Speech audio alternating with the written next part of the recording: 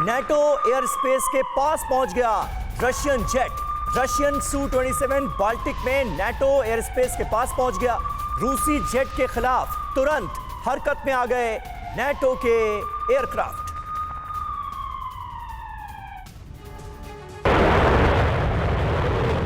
बिना air traffic control को सूचित किए रूस ने बाल्टिक में जो कर दिया, उससे नेटो सहित उन तमाम देशों के माथे पर पसीना ला दिया जो यूक्रेन के साथ खड़े हैं। कल्पना से परे रूस के 2 सुखोई एयरक्राफ्ट नेटो की सीमा के पास पहुंच गए, जिसके बाद पूरे इलाके में हड़कंप मच गया। नेटो के एयरक्राफ्ट को एक्टिव किया गया। उनके एयरक्राफ्ट भी आसमान में उड़े और बिना किसी बड़ी तबाही के सब कुछ टल गया। लेकिन रूस के इस कदम ने पूरे नेटो को चौकन्ना कर दिया। रूस ने खुला संदेश दे दिया कि अगर अब नेटो अपनी हरकतों से बाज नहीं आया तो रूस के अंदर वो कुव्वत है कि वो जब चाहे जंग का दायरा बढ़ा दे और नेटो के मैदान में उतरकर युद्ध लड़े। वॉर जोन से आई ये खबर इसलिए भी अहम है क्योंकि फिनलैंड के नेटो में शामिल होने के बाद रूस के साथ उसकी तल्खी और बढ़ चुकी है। रूस की बार-बार चेतावनी के बावजूद नेटो ने फिनलैंड को इसका सदस्य बना लिया। बाल्टिक में नेटो एयर स्पेस के पास रूस के सुखोई के पहुंचने के बाद नेटो ने इन्हें इंटरसेप्ट किया। नेटो के एयरक्राफ्ट हरकत में आए और नेटो एयर स्पेस से रोमानिया F-16 को आसमान में उड़ाया गया। रशियन जेट को एस्कॉर्ट कर सीमा से बाहर किया गया।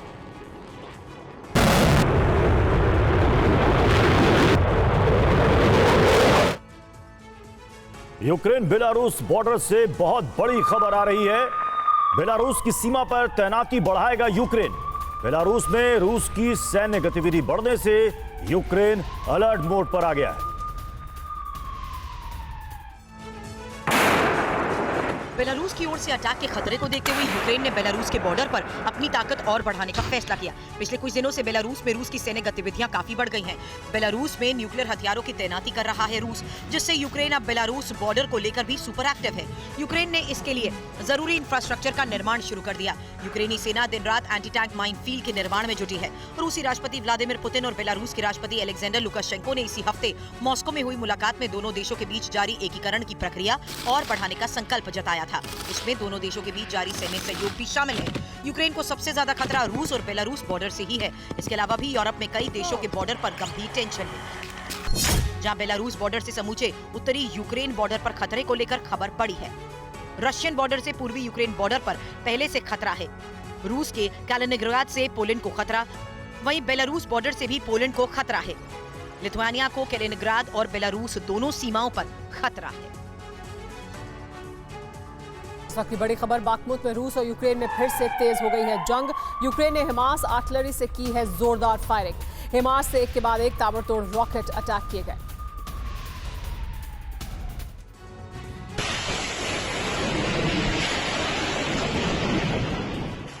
बाखमुत का जंगी मुहाना अभी भी दहल रहा है। जमीन से आसमान तक शोलों की बौछार हो रही है। जंग के इस मुहाने पर कब्जा करने का ऐलान तो रूस ने बहुत पहले ही कर दिया था, लेकिन यहाँ मची तबाही इस बात की गवाह है। यूक्रेन ने यहाँ पूरा दम लगा दिया है और रूस के लिए ये फ्रंट भी अब खैरसौन की तरह होता जा रहा है।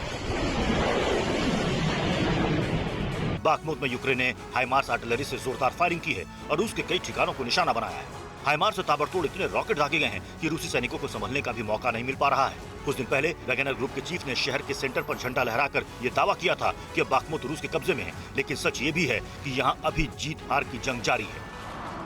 दूसरा वीडियो यूक्रेन की जंगी तैयारी से जुड़ा है। यूक्रेन के दक्षिणी इलाके में रूस की पकड़ कमजोर करने के लिए हथियारों से भरा एक कारवां देखा गया, जिसमें यूक्रेन में ही बने स्पार्टन, कोब्रा और कोजैक जैसे स्वचालित बख्तरबंद वाहन शामिल है। इस जंगी कारवां के लिए कनाडा में बने रोशेल सेनेटर जैसे बख्तरबंद वाहन को भी भेजा गया है। यूक्रेनी ठिकाने पर रूस ने बड़ा अटैक किया है। रूसी सेना ने की है जबरदस्त फायरिंग। रूसी हमले में यूक्रेन को भारी नुकसान की खबर सामने आ रही है। इस अटैक का वीडियो देखिए।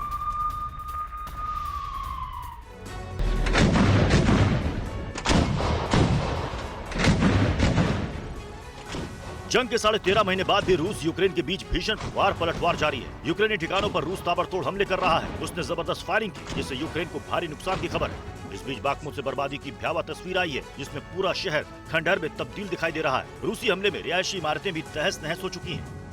हालांकि शहर में अभी भी 15,000 यूक्रेनी सैनिक हैं। वैगनर का अभी भी बाखमुत पर पूरी तरह से कंट्रोल नहीं हो पाया है। सबसे लंबी लड़ाई बाखमुत में ही चल रही है। करीब 8 महीने की जंग में हजारों सैनिक मारे गए।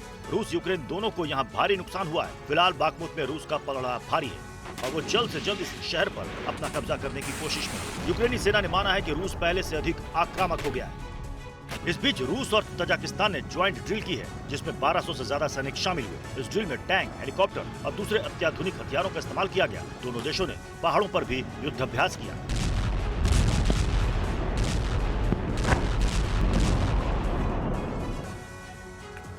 और नाटो पर ज़ेलेंस्की का बहुत बड़ा बयान सामने आया है। यूक्रेन के बिना यूरोप की सुरक्षा संभव नहीं है। यूक्रेन के बिना नाटो यूरोप को नहीं बचा पाएगा।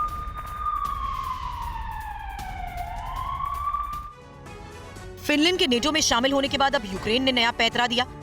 यूक्रेन के राष्ट्रपति ज़ेलेंस्की कह रहे हैं कि यूक्रेन के बिना यूरोप की सुरक्षा संभव नहीं। ज़ेलेंस्की ने यहां तक कह दिया कि यूक्रेन के बिना नेटो यूरोप को नहीं बचा पाएगा। ज़ेलेंस्की ने इसके लिए कहा कि यूक्रेन का नेटो में शामिल होना बेहद जरूरी है। यूक्रेन के अलायंस में होने पर ही यूरोप सुरक्षित रहेगा। यूक्रेन ने फास्ट ट्रैक एंट्री के लिए अप्लाई किया। रूस के हमले के बाद नेटो में एंट्री यूक्रेन चाहता है। अभी तक यूक्रेन की नेटो में एंट्री पर फैसला नहीं हुआ है।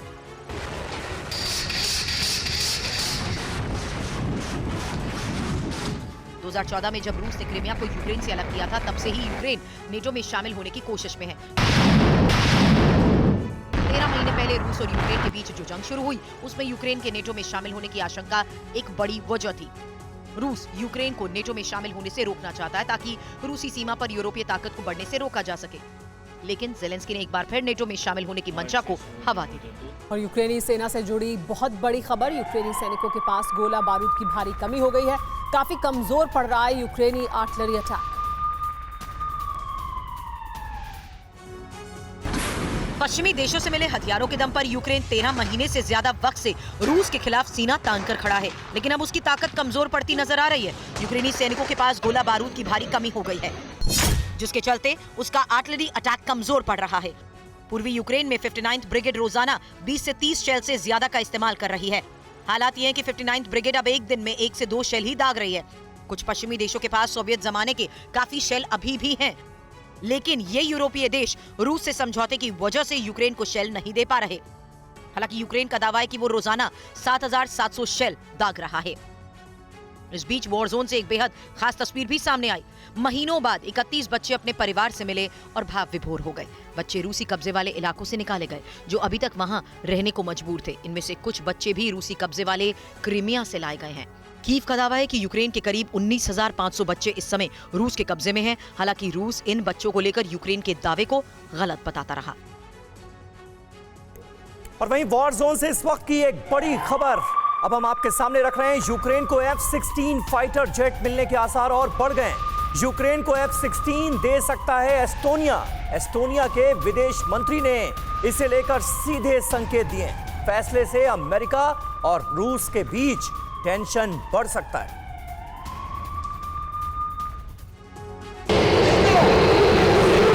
हर तरह के लक्ष्यों का पता लगाने वाला, कम ऊंचाई पर उड़ान भरने वाले विमानों का पता लगाने वाला, अपने हथियारों के जरिए बड़ी तबाही मचाने वाला और 2400 किलोमीटर प्रति घंटे की रफ्तार से उड़ने वाला किलर मशीन अब यूक्रेन को मिलने वाला है। जी हाँ, वॉर जोन से इस वक्त ये बड़ी खबर है। यूक्रेन को F-16 फाइटर जेट मिलने वाले हैं और खबर है कि यूक्रेन को ये F-16 एस्टोनिया दे सकता है। एस्टोनिया के विदेश मंत्री ने जो संकेत दिए हैं, उससे अमेरिका और रूस में तनाव और बढ़ सकता है। यूक्रेन को F-16 देने की तैयारी में एस्टोनिया है। अमेरिका से F-16 खरीद कर यूक्रेन को मिल सकते हैं। एस्टोनिया के विदेश मंत्री ने कहा इसमें कोई दिक्कत नहीं है और खास बात ये, अब तक पोलैंड और स्लोवाकिया ने ही फाइटर जेट्स देने का फैसला लिया। एस्टोनिया तीसरा देश हो सकता है जो यूक्रेन को जेट देगा। रूस ने यूक्रेन को F-16 देने पर गंभीर नतीजे की धमकी दी है। हालांकि खबर ये भी आई कि इस आधुनिक जेट के जरिए रूसी तोप को मात देने के लिए अमेरिका भी मदद कर सकता है। फाइनेंशियल टाइम्स की रिपोर्ट में कहा गया कि यूएस अब यूक्रेन को F-16 भेजने के लिए इसके उत्पादन में तेजी लाने पर विचार कर रहा है। रूस यूक्रेन जंग में नाटो की दखल के बाद से वो देश भी घबराहट में है जो नाटो के सदस्य हैं। अब लातविया ने भी युवाओं के लिए मिलिट्री ट्रेनिंग जरूरी कर दी है। रूस के आसपास जो भी देश नेटो में शामिल होना चाहते हैं, पुतिन उससे आग बबूला हो जाते हैं। डर इस बात का होता है कि जिन मुल्कों में यूरोप की पकड़ मजबूत होगी, रूस अपनों के जरिए ही घिरता चला जाएगा। फिनलैंड हाल ही में नेटो में शामिल हुआ, लेकिन इसके बाद उन नेटो सदस्य देशों को भी रूस का डर सताने लगा कि कहीं वो भी जंग की जद में न आ जाए। लातविया को भी रूस से इसी तरह का खतरा लग रहा है। रूसी खतरे को देखते हुए लातविया में युवाओं के लिए मिलिट्री सर्विस जरूरी कर दी गई है। बाकी नेटो देशों की तरह लातविया को भी अब रूस से खतरा बढ़ता जा रहा है। नागरिकों के लिए मिलिट्री सर्विस कंपलसरी कर दी गई है। 18 से 27 साल के युवकों को मिलिट्री सर्विस देनी होगी। महिलाओं के लिए वॉलंटरी पार्टिसिपेशन की बात कही जा रही है। 5 अप्रैल को लातविया की संसद में प्रस्ताव पास हुआ। हर साल 7,500 नागरिकों को सेना में शामिल करने का लक्ष्य रखा गया है। लातविया सेना में 50,000 तक सैनिक बढ़ाने का टारगेट है। हालांकि सरकार के इस फैसले का जमकर विरोध हो रहा है। लातविया के युवक कह रहे हैं कि वो गोलियां नहीं चलाना चाहते, लेकिन सरकार उनके साथ जबरदस्ती कर रही है और सेना में भर्ती होने के लिए बाध्य कर रही है। ब्लैक सी में रूस फिर से बड़ी तैयारी कर रहा है। रूस के साथ युद्धपोत रेडी टू अटैक मोड में है। देखिए ये रिपोर्ट। 14 मार्च को एक रूसी लड़ाकू जेट ब्लैक सी में अमेरिकी ड्रोन से टकराकर क्रैश हो गया था। रूस की तरफ से घटना को लेकर कोई बयान नहीं आया था, लेकिन ब्लैक सी रूस यूक्रेन जंग का ऐसा सेंटर है जहां से रूस ने बड़ी तबाही मचाई। जंग के शुरुआती दिनों में पुतिन ने यहीं से क्रूज मिसाइलों की बौछार की थी। यूक्रेन के पोर्ट सिटी को तबाह किया था। रूस के तेवर अभी भी नरम नहीं पड़े हैं।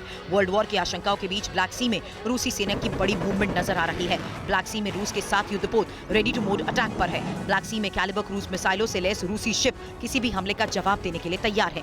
काला सागर वो जल क्षेत्र है जिसकी सीमाएं रूस और यूक्रेन दोनों से मिलती हैं। यूक्रेन युद्ध की वजह से पिछले कुछ महीनों में इस क्षेत्र में सैन्य गतिविधियां भी तेजी से बढ़ा रहा है और रूस ने इसका खूब इस्तेमाल किया है। यूक्रेन ने भी ब्लैक सी पर कई बार हमले किए, जिससे जंग और विध्वंसक हुई। ब्लैक सी में ही रूसी वॉरशिप पर हमला कर यूक्रेन ने रूस को बड़ी चुनौती दी थी। रूस को पता है कि ब्लैक सी का जंगी मुहाना यूक्रेन को तोड़ने के लिए कितना जरूरी है। और ताइवान के पास चीन की वॉर ड्रिल से भी तनाव चरम पर पहुंचता नजर आ रहा है। ताइवान स्ट्रेट में चीन कर रहा है वॉर ड्रिल। ताइवान से सिर्फ और सिर्फ 50 किलोमीटर की दूरी पर चीन का यह बड़ा युद्धाभ्यास शुरू हो चुका है। चीनी वॉर ड्रिल में जंगी जहाज और फाइटर जेट्स शामिल हैं। 10 अप्रैल तक चलेगी United sharp sword war drill. Taiwan के खिलाफ चीन की चालबाजियां जारी हैं। अमेरिका के दखल के बीच ताइवान के पास चीन की वॉर ड्रिल भी जारी है, जिससे तनाव बढ़ रहा है। चीन इस वक्त ताइवान स्ट्रेट में वॉर ड्रिल कर रहा है। ड्रैगन जहां पर अपनी जंगी ताकत दिखा रहा है, वहां से ताइवान की दूरी 50 किलोमीटर की है। ताइवान स्ट्रेट में वॉर ड्रिल से चीन और ताइवान में तनाव जबरदस्त बढ़ता जा रहा है। चीनी सेना इस बार ताइवान के बेहद करीब वॉर ड्रिल कर रही है। पहले कम से कम 100 किलोमीटर दूर वॉर ड्रिल करता था चीन। इस बार वॉर ड्रिल की जगह ताइवान सीमा से सिर्फ 50 किलोमीटर की दूरी पर है। पिंगटन आइलैंड और फुजियान प्रांत के फुजो के पास वॉर ड्रिल को लेकर बड़ी खबर। जहां वॉर ड्रिल से समंदर और हवा में हमारी ताकत दिखेगी, ये चीन की तरफ से बयान दिया गया। 10 अप्रैल तक चलेगी चीनी सेना और नौसेना की ये वॉर ड्रिल। चीन की इस हिमाकत पर ताइवान ने भी कड़ा एतराज जताया। अपनी रिपोर्ट में कहा कि इस दौरान 71 चाइनीज फाइटर जेट ताइवान के बहुत करीब पहुंच गए। इन सभी फाइटर जेट्स ने ताइवान स्ट्रेट की मिडिल लाइन पार की है। चीन की ये ड्रिल इस इलाके में संघर्ष को और बढ़ाने का काम कर रही है, जो आने वाले दिनों में गंभीर हो सकता है। ताइवानी राष्ट्रपति के अमेरिका जाने से चीन तिलमिला गया है। अमेरिका की 2 संस्थाओं पर चीन ने बैन लगा दिया है। दोनों संस्थाओं ने राष्ट्रपति साई इंग वेन की मेजबानी की थी। राष्ट्रपति साई के अमेरिका जाने से चीन की बौखलाहट जग जाहिर हो चुकी है। 5 अप्रैल को राष्ट्रपति साई इंग वेन अमेरिका गए थे।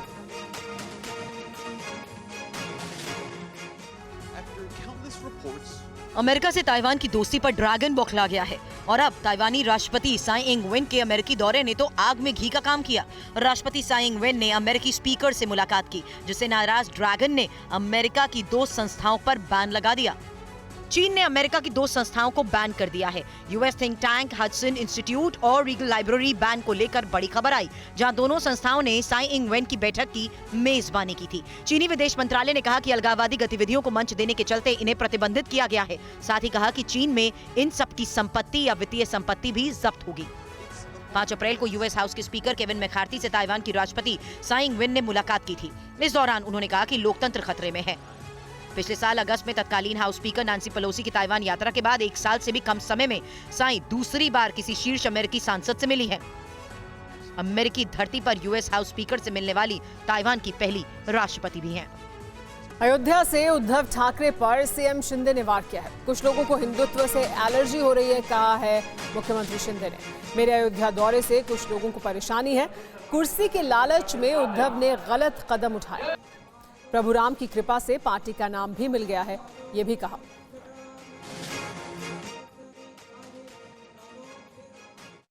हमारे हिंदू हृदय सम्राट बाला साहब ठाकरे जी ने जो अयोध्या के बारे में उनके विचार थे, सोच थी, उन्होंने कहा था कि गर्व से तो हम हिंदू है, ये नारा बाला साहब ठाकरे जी ने दिया है और ये हर सब दुनिया जानती है।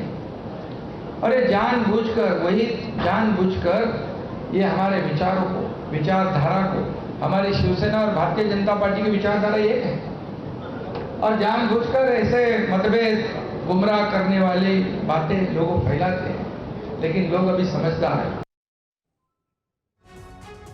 तो महाराष्ट्र के सीएम और डिप्टी सीएम ने आज अयोध्या में रामलला के दर्शन किए। उधर महाराष्ट्र में इसको लेकर सियासत शुरू हो चुकी है। ये रिपोर्ट देखिए।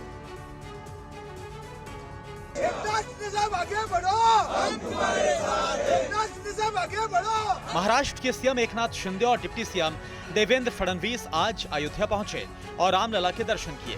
साथ ही राम मंदिर के चल रहे निर्माण कार्यों को देखा। सीएम शिंदे हनुमान गढ़िया और दिगंबर जैन मंदिर भी गए। मुझे इस बात की खुशी है कि इस बार प्रभु रामचंद्र जी का धनुष्य बाण लेकर हम आए हैं यहाँ पर। हमारे हिंदू हृदय सम्राट बाला साहेब ठाकरे जी का जो सपना था, लाखों करोड़ों राम भक्तों का सपना था कि अयोध्या में भव्य दिव्य राम मंदिर का निर्माण हो। वहीं शिवसेना उद्धव गुट से राज्यसभा सांसद संजय राउत ने सीएम शिंदे के अयोध्या दौरे को लेकर तंज कसा है। बाबरी का मुद्दा हो गया तो भाग गए थे हमको छोड़कर, लेकिन अब जा रहे गद्दारों की उंगली पकड़कर। तो आपको क्या लगता है प्रभु श्री राम उनको आशीर्वाद देगा? आप देखो मुंबई में आने के बाद सरकार को क्या होता है। अयोध्या पहुंचे महाराष्ट्र के डिप्टी सीएम देवेंद्र फडणवीस ने अयोध्या का एक aerial view video social media पर शेयर किया है। देवेंद्र फडणवीस ने लिखा कि प्रभु श्री राम के मंदिर का निर्माण तेजी से हो रहा है। ये वो वीडियो है जो उन्होंने शेयर किया। अयोध्या से हमारे सहयोगी चंदन पूजा अधिकारी इस वक्त हमारे साथ जुड़ रहे हैं। चंदन, अब जाकर दरअसल असल मायने में एकनाथ शिंदे बाला साहब की राजनीतिक विरासत के खुद को उत्तराधिकारी बता सकते हैं।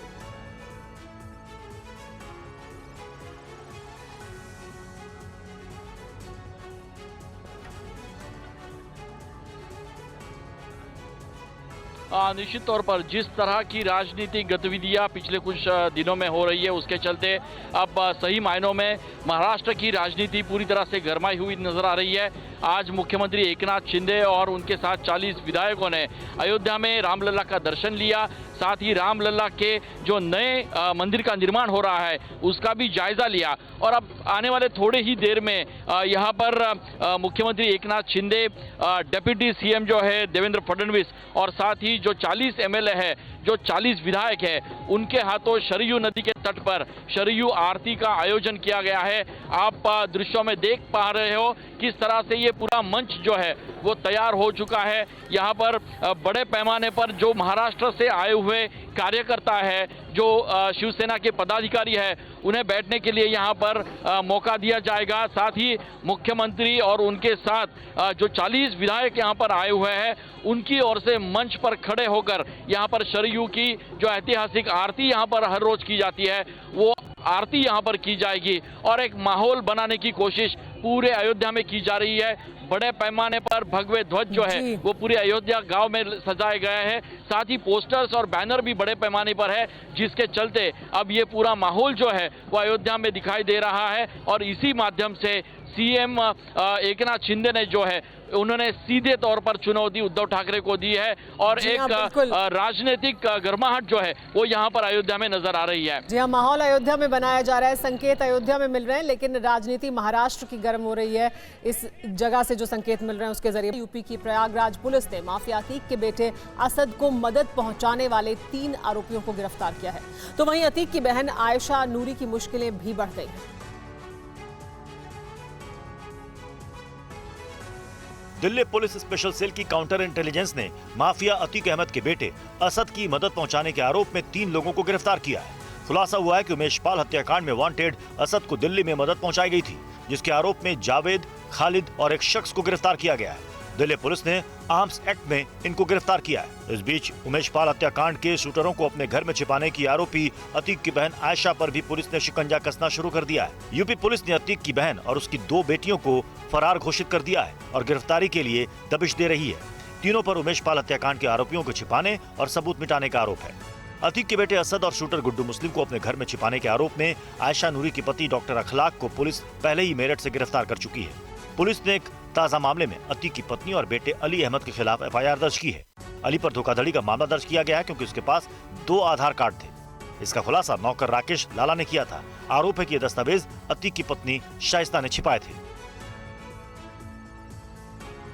और उमेश पाल हत्याकांड की जांच में पता चला है कि इस हत्याकांड को अंजाम देने के बाद अतीक का बेटा असद दिल्ली आया था, जहां उसे 3 लोगों ने मदद की थी। हमारे संवाददाता की ये रिपोर्ट देखिए।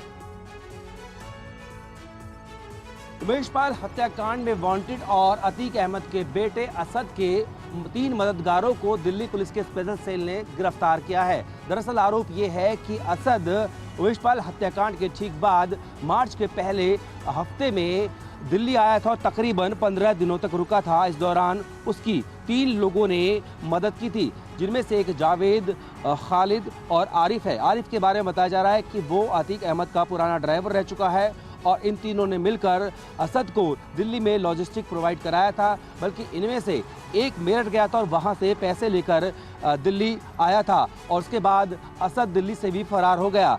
कुल मिलाकर देखें तो इस मामले में लगातार यूपी STF तो खोज कर ही रही है, बल्कि जो आसपास जिन राज्यों में इनपुट मिल रहा है कि वहां पर ये भगौड़े हो सकते हैं, उन राज्यों की जो पुलिस है उससे भी मदद ली जा रही है। और ऐसे में दिल्ली पुलिस की स्पेशल सेल ने असद के इन 3 मददगारों को गिरफ्तार किया है। दिल्ली के मुख्यमंत्री अरविंद केजरीवाल के अनपढ़ वाले बयान पर LG VK सक्सेना का जवाब सामने आया है। वो कह रहे हैं कि कुछ लोग IIT से डिग्री लेकर भी अशिक्षित हैं। किसी को अपनी डिग्री पर गुमान नहीं होना चाहिए। शिक्षा वही है जो इंसान को आदर्श बनाती है। और इधर LG के बयान पर आम आदमी पार्टी के नेता सौरभ भारद्वाज ने भी पलटवार किया। अरविंद केजरीवाल और LG में अब डिग्री पर टकराव। बिना नाम लिए LG का तंज। IIT से डिग्री लेने के बाद भी कुछ लोग रह जाते हैं अशिक्षित। आपका प्लेटफार्म अफसर पढ़ा लिखा होना चाहिए, तो CM PM क्यों नहीं? PM मोदी की डिग्री मांगने पर दिल्ली के LG VK सक्सेना और CM केजरीवाल पर निशाना साधा है। LG ने बिना नाम लिए कहा कि कुछ लोग IIT की डिग्री लेकर भी अशिक्षित रह जाते हैं। डिग्रियां सिर्फ पढ़ाई के खर्च की रसीद होती है। LG का ये बयान आपको चुभ गया। पार्टी नेता सौरभ भारद्वाज सामने आए और पलटवार किया। कभी भी किसी को अपनी डिग्री पर गुमान नहीं होना चाहिए, क्योंकि डिग्रियां तो पढ़ाई के खर्च की रसीदें होती हैं। और मैं ये कह सकता हूं कि अभी बात भी प्रूव हो गई कि कुछ लोग IIT से डिग्री लेने के बावजूद भी अशिक्षित रह जाते हैं। अपना सेक्रेटरी तो डिग्री वाला चाहिए, जिस डॉक्टर से इलाज करना है वो डिग्री वाला चाहिए। और कहते हैं कि मुख्यमंत्री जो बिना डिग्री का वाला भी चलेगा, प्रधानमंत्री बिना डिग्री वाला भी चलेगा। और वहीं राजस्थान के पूर्व डिप्टी CM सचिन पायलट ने CM अशोक गहलोत के खिलाफ फिर मोर्चा खोल दिया है। इस बार मुद्दा भ्रष्टाचार का है। राजस्थान में विधानसभा चुनाव से पहले कांग्रेस का संकट फिर गहराता हुआ दिख रहा है। पार्टी नेता और सूबे के पूर्व डिप्टी CM सचिन पायलट ने CM अशोक गहलोत के खिलाफ मोर्चा खोल दिया है। जयपुर में आयोजित प्रेस कॉन्फ्रेंस में पायलट ने गहलोत पर भ्रष्टाचारियों के खिलाफ एक्शन नहीं लेने का आरोप लगाया और इसके विरोध में उन्होंने 11 अप्रैल को ज्योतिबा फूले की जयंती पर 1 दिन के अनशन का ऐलान किया है। करप्शन को लेकर हमारी सरकार जो कहती है हम करके दिखाएंगे और 1 दिन का अनशन 11 अप्रैल को मैं रखूंगा शहीद स्मारक पर। इस बारे में मैंने जिला प्रशासन को सूचित कर दिया है। अनशन करप्शन के खिलाफ कार्रवाई करने को रखा जाएगा। अब तक जो हम नहीं कर सके 4.25 साल में, उसको करने के लिए कांग्रेस में जारी इस घमासान पर बीजेपी को बैठे बिठाए एक और मुद्दा मिल गया। आपका 4 साल का जो पूरा कश्मकश चल रहा था उसकी वजह से तो हम पिसे हैं, और हम तो फिर भी यहाँ पर आपके सामने बैठकर बातचीत कर पा रहे हैं। न जाने कितने परिवार नष्ट हुए हैं। बीजेपी नेता राज्यवर्धन सिंह ने आज कांग्रेस पर धर्म विशेष की तुष्टीकरण का आरोप भी लगाया। कहा गहलोत सरकार बाड़मेर में दलित युवती से रेप और जिंदा जलाने के आरोपियों को बचा रही है। पीएम मोदी ने आज कर्नाटक के बांदीपुर टाइगर रिजर्व का दौरा किया और बाघों को बचाने के लिए 50 साल पहले शुरू किए गए प्रोजेक्ट टाइगर की सालगिरह पर कार्यक्रम का उद्घाटन किया। इस दौरान पीएम एलिफेंट के कैंप भी पहुंचे। प्रधानमंत्री मोदी ने बांदीपुर टाइगर रिजर्व में बाघों को बचाने के लिए 50 साल पहले शुरू किए गए प्रोजेक्ट टाइगर पर आयोजित कार्यक्रम का उद्घाटन किया। पीएम मोदी मुदुमलाई के थेपाकडू एलिफेंट कैंप भी पहुंचे और हाथियों को गन्ना खिलाया। प्रधानमंत्री मोदी ने हाथियों के महावतों से बात की और बांदीपुर रिजर्व में फ्रंटलाइन फील्ड स्टाफ से भी मुलाकात की। बांदीपुर टाइगर रिजर्व पहुंचे प्रधानमंत्री Narendra Modi T shirt trouser में थे और हैट भी लगाए हुए थे। पीएम इस दौरान खुली जीप में घूमे।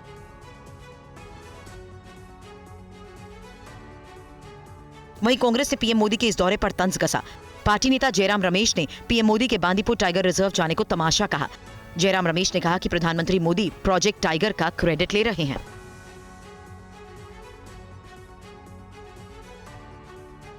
थोड़ी देर में दिल्ली के सेक्रेड हार्ट चर्च पहुंचेंगे प्रधानमंत्री नरेंद्र मोदी। शाम 6 बजे दिल्ली के चर्च पहुंचेंगे प्रधानमंत्री मोदी। चर्च से ईस्टर की बधाई देंगे, खास संदेश देंगे प्रधानमंत्री मोदी। देश में शांति और खुशहाली के लिए आज इसी चर्च में प्रार्थना करेंगे प्रधानमंत्री मोदी। सेक्रेड हार्ट चर्च की ये तस्वीरें, खास इंतजाम किए गए हैं और लोगों में खासा उत्साह है क्योंकि ईस्टर के मौके पर इसी चर्च में जाकर आज प्रधानमंत्री नरेंद्र मोदी देश के नाम संदेश देंगे। सेक्रेड चर्च के प्रमुख फादर प्रिंसेस से बात की हमारे संवाददाता रजनीश रंजन ने। फादर, आज प्रधानमंत्री नरेंद्र मोदी यहाँ पर आने वाले हैं। ईस्टर का मौका है, पहली बार शायद वो किसी चर्च में जा रहे हैं। आप कैसे देखते हैं उनके इस मूव को? हाँ, हमें बहुत ही उत्साह है कि पहली बार दिल्ली के इस चर्च में कोई प्राइम मिनिस्टर आ रहे हैं और हमें खुशी है क्योंकि आज हमारा बहुत बड़ा त्यौहार है ईस्टर, जहाँ यीशु मसीह जो गुड फ्राइडे को मर गए थे हमारे लिए क्रूस पर, वो आज जी उठे। ये हमारा विश्वास है कि हमारे ईश्वर जिंदा है, यीशु मसीह हमारे साथ है और इस खुशी के अवसर पर जो हमारा विश्वास का दिन है आज, क्योंकि यीशु मसीह अगर जी नहीं उठते तो हमारा क्रिश्चियन विश्वास होता ही नहीं है। और हमारे संवाददाता रजनीश रंजन इस वक्त हमारे साथ मौजूद हैं। प्रधानमंत्री नरेंद्र मोदी आज इस चर्च में पहुंचेंगे रजनीश, और मौका बहुत खास है। ईस्टर के मौके पर प्रधानमंत्री क्या संदेश देते हैं इस पर सबकी नजरें होंगी और सांप्रदायिक सौहार्द का, भाईचारे का एक संदेश आज सामने आएगा, ये उम्मीद देश कर रहा है।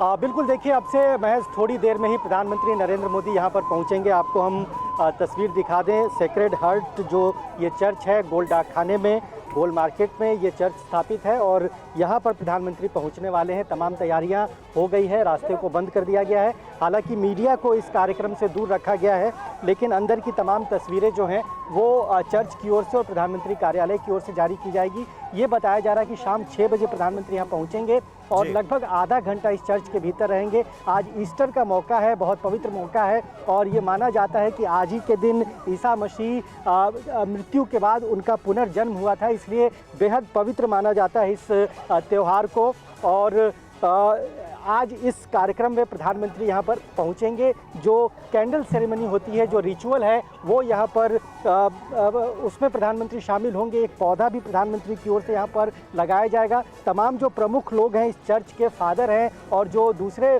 महत्वपूर्ण लोग हैं, उनके साथ प्रधानमंत्री चर्चा करेंगे और साथ ही साथ ईसाई धर्म को मानने वाले जो अनुयायी हैं, ईसा मसीह के जो अनुयायी हैं, वो यहाँ पर आएंगे, उनके साथ भी प्रधानमंत्री बिल्कुल रजनीश, बहुत बहुत शुक्रिया आपका इस ताज़ा जानकारी और अपडेट के लिए। नजर बनाकर रखिए, शाम 6 बजे का कार्यक्रम है प्रधानमंत्री नरेंद्र मोदी का इस चर्च में पहुंचने का और TV9 भारतवर्ष पर एक एक अपडेट हम आपको देंगे। खास कवरेज आप देख सकते हैं TV9 भारतवर्ष पर। पंजाब पुलिस ने भगोड़े अमृतपाल सिंह के एक और मददगार को गिरफ्तार कर लिया है। पुलिस इसे अमृतपाल तक पहुंचने के लिए बड़ी सफलता मान रही है।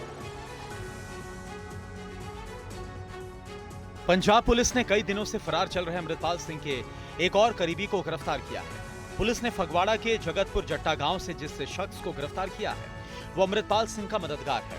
पुलिस सोर्सेज से मिली जानकारी के मुताबिक गिरफ्तार किया गया शख्स NRI है और अमृतपाल सिंह को होशियारपुर के मरनाइया गांव से फरार कराने में इसका हाथ है। पुलिस ने अमृतपाल के खिलाफ 30 मार्च को थाने में FIR दर्ज की थी और उसी FIR के आधार पर पुलिस ने NRI शख्स को गिरफ्तार किया है। भागोड़ा अमृतपाल सिंह 18 मार्च से फरार है। पंजाब पुलिस अमृतपाल की तलाश में सैकड़ों संदिग्ध ठिकानों पर दबिश दे चुकी है, लेकिन वो अभी तक गिरफ्त से बाहर है। गिरफ्तारी की कोशिशें असफल रहने के बाद पंजाब पुलिस ने अमृतपाल को गिरफ्तार करने के लिए नई रणनीति बनाई। उसके करीबियों पर कड़ी निगाह रखी जा रही है। सूबे के सभी पुलिसकर्मियों की छुट्टियां भी रद्द कर दी गई हैं। उसके सरेंडर की आशंका को देखते हुए अजनाला अटारी बॉर्डर पहुंच गए प्रधानमंत्री नरेंद्र मोदी। दिल्ली में चर्च, अब से कुछ देर पहले हम आपको दिखा रहे थे, ईस्टर की बधाई देंगे यहाँ पर प्रधानमंत्री नरेंद्र मोदी। क्या संदेश देंगे, क्या कहेंगे, ये सब सुनना चाहते हैं। सेक्रेड हार्ट चर्च दिल्ली, जहाँ पर पहुंचे हैं प्रधानमंत्री नरेंद्र मोदी ईस्टर के मौके पर। TV9 भारतवर्ष संवाददाता रजनीश रंजन भी यहीं पर मौजूद हैं,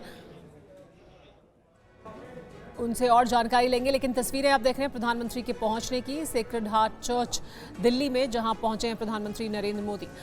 ईस्टर के मौके पर यहां कार्यक्रम में शिरकत करेंगे, लेकिन साथ ही यहां से क्या कहेंगे वो भी जानना और सुनना दिलचस्प होगा, क्योंकि हर कोई देखना चाहता है और सुनना चाहता है कि प्रधानमंत्री क्या कहते हैं।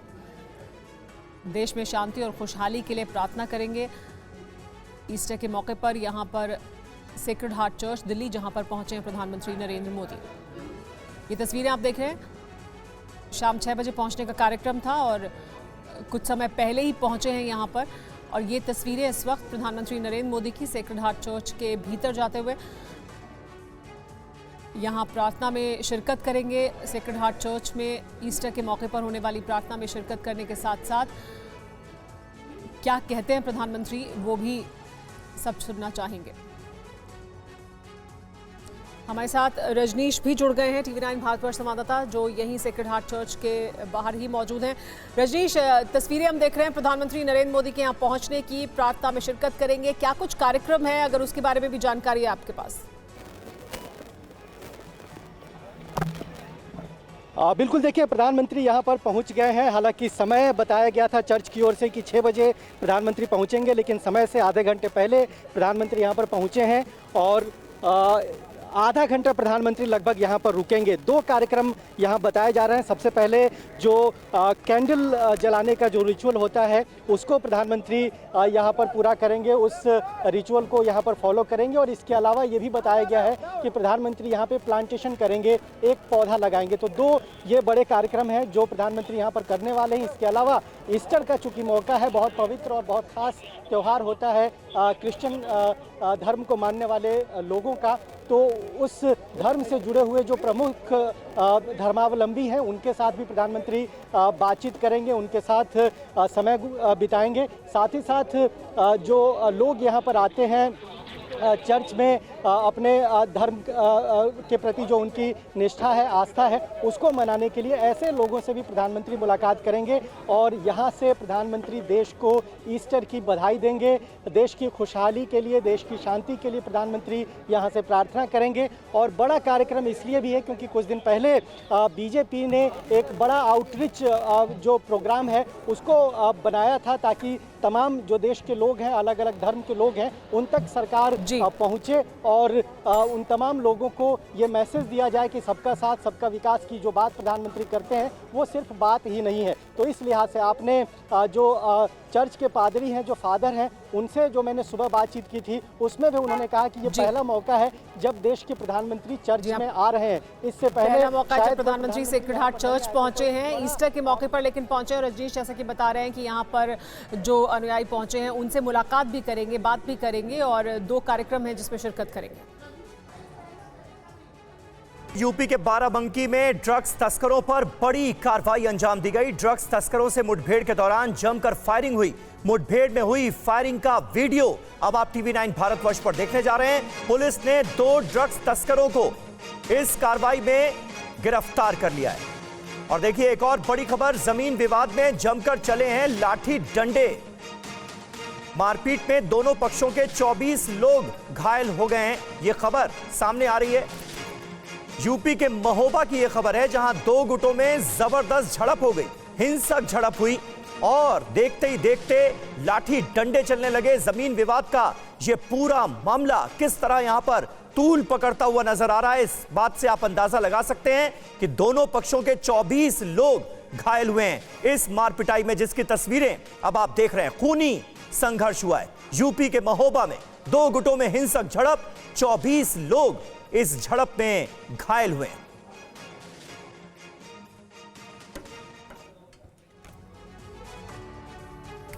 यूपी के बाराबंकी में ड्रग्स तस्करों के खिलाफ बड़ी कार्रवाई हुई है। ड्रग्स तस्करों से मुठभेड़ के दौरान जमकर फायरिंग भी हो गई। मुठभेड़ में हुई फायरिंग का वीडियो वायरल हो गया है। पुलिस ने इस दौरान 2 ड्रग्स तस्करों को पकड़ लिया।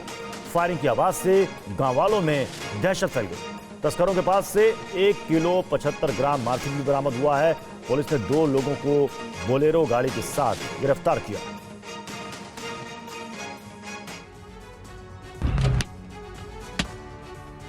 तस्वीरें बाराबंकी के पास लखनऊ अयोध्या हाईवे की हैं, जहां बाराबंकी पुलिस ने नाकेबंदी कर मॉर्फिन तस्करों को गिरफ्तार करने के लिए घेरेबंदी की, लेकिन तस्करों ने पुलिस पर फायरिंग शुरू कर दी। पुलिस ने भी बचाव में जवाबी कार्रवाई की। दोनों ओर से जमकर फायरिंग होती रही। पुलिस ने मॉर्फिन तस्करों के पास से 1 किलो 75 ग्राम अवैध मॉर्फिन बरामद की है। साथ ही 2 मॉर्फिन तस्करों की गिरफ्तारी हुई है। घटना के बाद अलग अलग थाने इलाके से पुलिस आसाराम और हरजीत को गिरफ्तार कर चुकी है। तस्करी के धंधे में एक ग्राम प्रधान के लिप्त होने की भी बात कही जा रही है।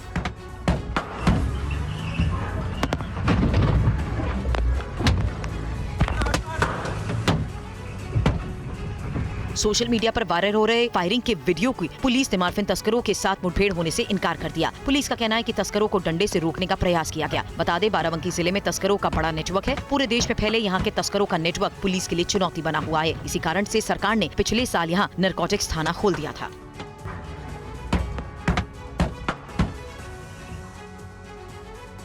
थोड़ी देर में बीजेपी केंद्रीय चुनाव समिति की बैठक होने जा रही है। कर्नाटक विधानसभा चुनाव के प्रत्याशियों पर आज ही लगेगी मोहर। बैठक में प्रधानमंत्री मोदी, अमित शाह, बीजेपी अध्यक्ष जेपी नड्डा भी शामिल होंगे।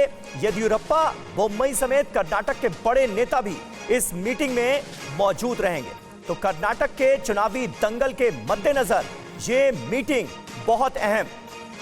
आनंद प्रकाश पांडे हमारे संवाददाता इस वक्त हमारे साथ जुड़ गए हैं। आनंद, क्या आज सभी उम्मीदवारों के नाम पर फाइनल मुहर लग जाएगी, इसकी उम्मीद की जाए? जी बिल्कुल, आपको हम बता दें कि पिछले 2 दिनों से दिल्ली में बैठक चल रही है। कर्नाटक बीजेपी जो कोर ग्रुप के लोग हैं उनकी बैठक चल रही थी, जेपी नड्डा, अमित शाह और कर्नाटक चुनाव के प्रभारी के साथ। और पिछले 2 दिनों में हर सीट पर एक नाम बीजेपी ने तय कर लिया है और जो नाम उन्होंने तय किए हैं 224 सीटों पर लगभग, उन सभी नामों को आज केंद्रीय चुनाव समिति के सामने रखा जाएगा, जो बैठक अब से कुछ देर बाद शुरू होने वाली है। और उस बैठक में बताया जा रहा है कि लगभग सभी नामों पर मुहर लग जाएगी। हाँ, ये सवाल जरूर है कि कितने नामों को अनाउंस आज किया जाएगा, क्योंकि पार्टी को यह भी डर है कि हो सकता है कि किसी का टिकट कट के हमने टिकट किसी का बदला तो वो दूसरे पार्टी में अप्रोच कर सकता है। तो ऐसे में कुछ सीटों के जो उम्मीदवार है उनके नामों का ऐलान कर दिया जाएगा और कुछ जो उम्मीदवार हैं उनके नामों का ऐलान बाद में किया जा सकता है। तो अब से कुछ देर में ये बैठक शुरू हो जाएगी। और आपको हम बता दें कि बीजेपी के अध्यक्ष जेपी नड्डा, कर्नाटक के मुख्यमंत्री बसवराज बोम्मई, बिल्कुल सभी बड़े नेता इस वक्त मौजूद हैं और प्रधानमंत्री नरेंद्र मोदी इस वक्त दिल्ली के सेक्रेड हार्ट चर्च में मौजूद हैं। ईस्टर का संदेश देंगे और उसके बाद यहां चुनाव समिति की जो बैठक चल रही है उसमें प्रधानमंत्री नरेंद्र मोदी भी मौजूद होंगे थोड़ी देर बाद। अगली राजधानी दिल्ली में आज शोभा यात्रा के दौरान गंगा जमुनी तहजीब का नजारा दिखा। वजीरपुर इलाके में निकाली गई इस शोभा यात्रा का मुस्लिम समुदाय ने दिल खोलकर स्वागत किया और फूल बरसाए। हनुमान जयंती पर आयोजित होने वाली शोभा यात्राओं में आपने आम तौर पर तनाव और भारी सुरक्षा के इंतजाम देखे होंगे, लेकिन इस वक्त मैं दिल्ली के अशोक विहार के वजीरपुर जेजे कॉलोनी की ये तस्वीरें आपको दिखा रहा हूं, जहां पर मुस्लिम समुदाय के लोग शोभा यात्रा का स्वागत कर रहे हैं। एकता, भाईचारा और आपसी सद्भाव की मिसाल देता है यह यात्रा आपको। यूपी के सीएम योगी आदित्यनाथ ने रोजगार को लेकर बड़ा ऐलान किया है। सीएम योगी गोरखपुर में अलग अलग विकास योजनाओं का शिलान्यास करने पहुंचे थे। देखिए ये रिपोर्ट।